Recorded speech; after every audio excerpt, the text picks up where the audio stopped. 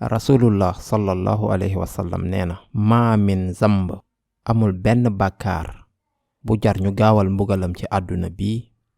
lii moo ngi wax ci sunu waxtaanu tey mooy nan lañ war a doxalee ak sunuy waajur.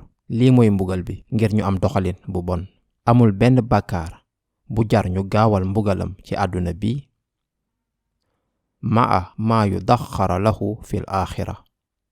ba pare am na lu koy xaar alaaxira. bàkkaar yi ñaar lañu. minal baxi wal uquuq. bu njëkk bi ngir ñooñu di def zulm, ñooñu di tooñ ñeneen ñi. ñaareel bi ñooñu di am doxalin bu bon ak seeni waajur. alquran dafay jàngale sax nu ñuy waxee ak waajur yi. lii mooy islaam sama mbokk yi.